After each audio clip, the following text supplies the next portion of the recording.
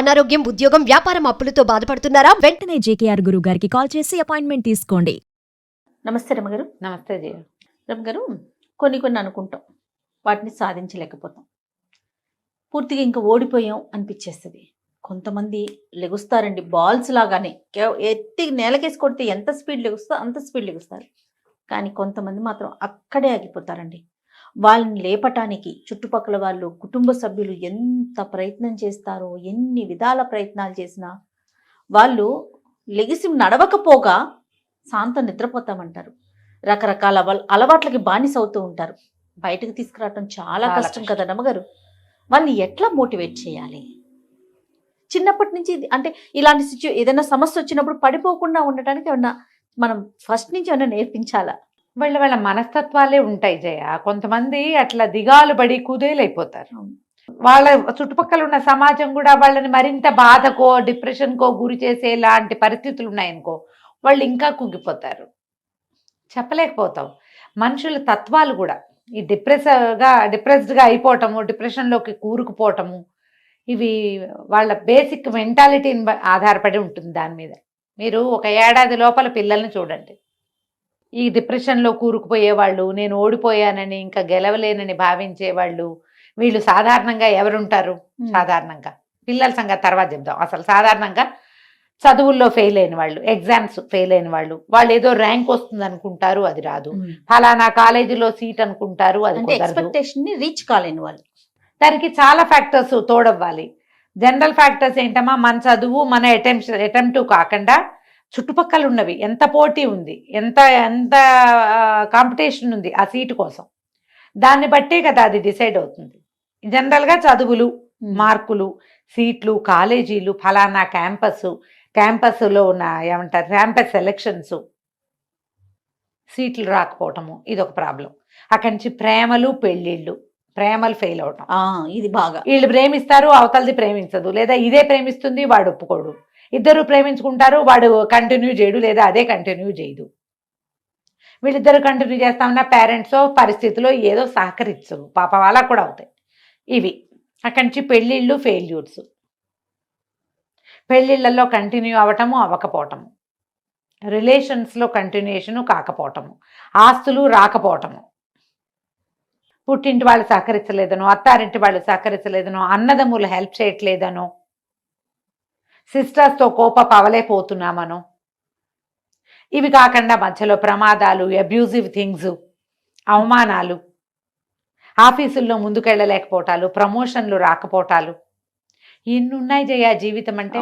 ఇంకా నేను డజన్ చెప్పా, ఇంకా 10 డజన్లు ఉన్నాయి. ఇంకా ఇందులో ఇంత పెద్ద పెద్దవి కాకుండా చిన్నవి, పక్కింటి వాళ్ళతో తగాదా, వెనకింటి వాళ్ళతో తగాదా, ఎవరైనా మనతోటి కొంచెం అసభ్యకరమైన ప్రవర్తన, ప్యాచప్ చేసుకోలేకపోవటం, అవ్వకపోవటం, స్నేహితులతో తగాదాలు కదా, ఆఫీసుల్లో చిన్నబుచ్చుకోటాలు, ఒకడు పరిగెత్తేస్తున్నాడని మన కుళ్ళు, మన మానసిక దౌర్బల్యాలు, ఇన్ని కారణం అవుతాయి కదమ్మా కుదేలైపోవటానికి.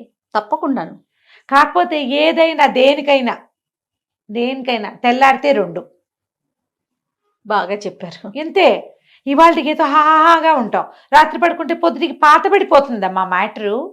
ఏ మ్యాటర్ అయినా పాత పడిపోతుంది.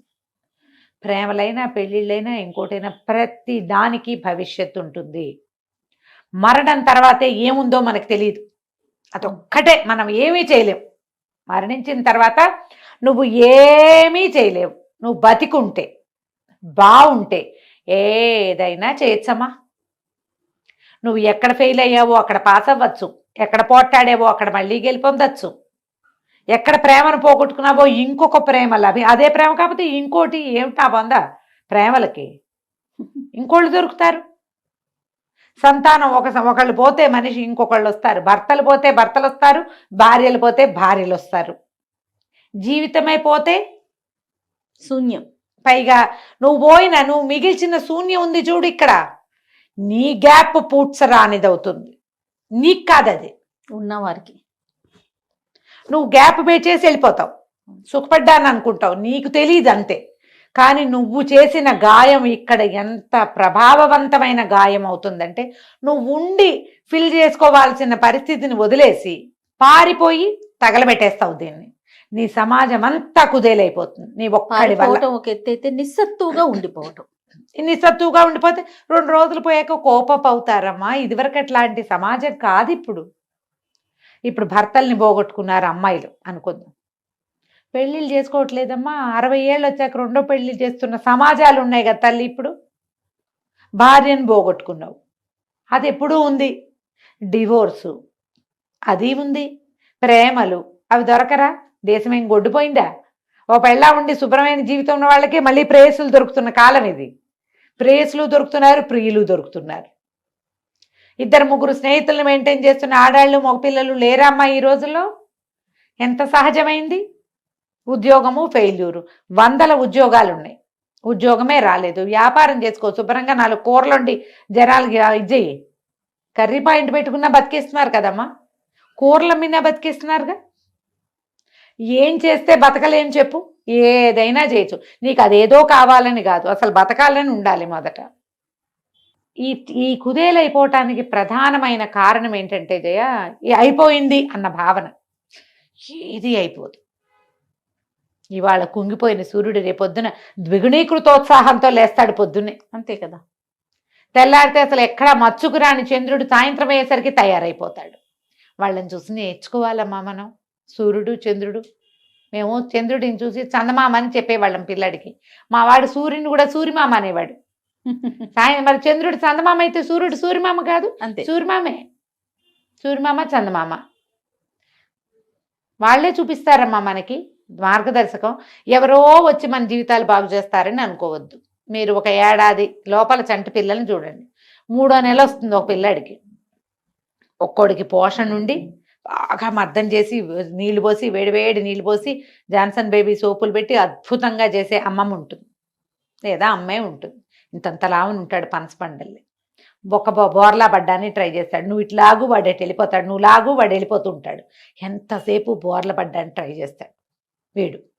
ఒక దీంట్లో ఈ మన రోడ్ల మీద, ఈ పక్కన పేవ్మెంట్ల మీద మనకి పని అమ్ముకునే వాళ్ళు కనపడతారు, హాకర్లు. వాళ్ళు వీళ్ళు మన టిష్ టిష్ మని మన ఇది కొట్టి స్ప్రే కొట్టి కార్లు తుడుస్తారు. వాళ్ళ దగ్గర ఇంత చంట బిడ్డ నల్లగా సన్నగా ఇంతే ఉంటాడు వాడు, ఎలుక పిల్లలే. వాడిని తెచ్చి వాడిని కింద పడుకోబెడతారు. నువ్వు చూడు, వాడికి పోషణ లేదు, నూనె లేదు, మర్దం లేదు, ఏమీ లేదు. ఏదో తల్లిని ఒక గుక్కడి పాలిస్తుంది, ఇంతే ఉంటాడు ఎలుక పిల్లలు. వాడు తిరుగుతాడమ్మా పక్కకి. నువ్వు ఇటు లాగుతుంటే వాడు బోర్ల పడ్డానికి ట్రై చేస్తాడు. ఇంతంత లావు వాడు తిరిగాడు, ఇంత సన్నవాడు తిరిగాడు. ఈ ఇంతంత లాభనున్న పిల్లాడు 10 నెలలు వచ్చేసరికల్లా నడవడానికి ట్రై చేస్తాడు. పడతాడు లేస్తాడు, పడతాడు లేస్తాడు, నడుస్తాడు వాడు. ఈ సన్నగా ఆ రోడ్ల మీద బతుకుతూ ఏ పోషణ లేని చంటి బిడ్డ కూడా ఏడాది తిరిగేసరికి నడవడానికి ట్రై చేస్తాడు. బస్సులు కడ్డబడతాడు వాడు. ఏంటి తేడా? ప్రతి వాడు తర్వాత క్రియకి తొందరపడాలి. నీకు అద్భుతంగా ఉంటేనే జీవిస్తాను, లేకపోతే జీవించనంటే ఎట్లా కుదురుతుంది? ఎలా కుదురుతుంది చెప్పు? అవునా? అవును. ఆలోచించండి. మీ ఇంట్లో ఒక చిన్నవాడు ఉంటే వాడికేసి చూడండి. 9-10 నెలలు వస్తే నుంచోడానికి వాడెంత ట్రై చేస్తాడో, అడుగులేయటానికి వాడెంత తాపత్రయపడతాడో. నడవాలి, ఎక్కాలి, దూకాలి. వాడికి ఇక రెండోది లేదు. అన్నం పెట్టు పెట్టపో సరిగ్గా. పోషణ లేని పిల్లలు చేస్తారు, పోషణ ఉన్న పిల్లలు చేస్తారు. వాళ్ళని ఆదర్శంగా తీసుకోండి. నాకేం పోయే కాలం, ప్రేమే పోయింది. నాకు ఉద్యోగం ఉంది, అమ్మా నాన్న ఉన్నారు, ఇల్లు బాకిలి ఉన్నాయి, పోనీ లేవు. ఎవరో ఫ్రెండ్స్ ఉన్నారు, 4 ఉన్నారు మన చుట్టూతా. నేను లేచి నుంచుంటా. ఈ ప్రేమ కాకపోతే ఇంకో దాన్ని ప్రేమిస్తా. ముందు ఏ కారణంతో ఈ ప్రేమ పోయిందో ఆ గ్యాప్ నేను పూడ్చుకుంటా. ఏ కారణము లేదు, దానికి వేరే వాడు ఎవడో దొరికాడు, వాడు ఎవడో బాగా సెటిల్ అయ్యి ఉన్నాడు, అందుకని పోయింది అనుకో. నేను కూడా సెటిల్ అవుతా, ఇంకోటి వస్తుంది. నాకు ఇదే కావాలనుకోవద్దు. నిన్ను వదిలేసిపోయింది కావాలని అనుకోవద్దు. నువ్వే కావాలని ఎవరు వస్తారో వాళ్ళ కోసం చూద్దామనుకో. నువ్వు బాగా సెటిల్ అయితే మళ్ళీ వెళ్ళిపోయిందే మళ్ళీ తిరిగి రావాలని కోరుకోకండి. చిచ్చి, అంతకంటే దౌర్భాగ్యం ఇంకోట్లేదు. చాలా మంది పిచ్చి భేదవాళ్ళు అందులోనే ఉంటారు. ఆ వెళ్ళిపోయిందే కావాలని.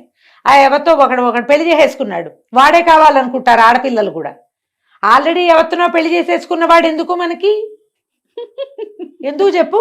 ఫ్రెష్గా చూసుకోవచ్చు కదా. ఏమైంది రమ్మ గారు మీకు?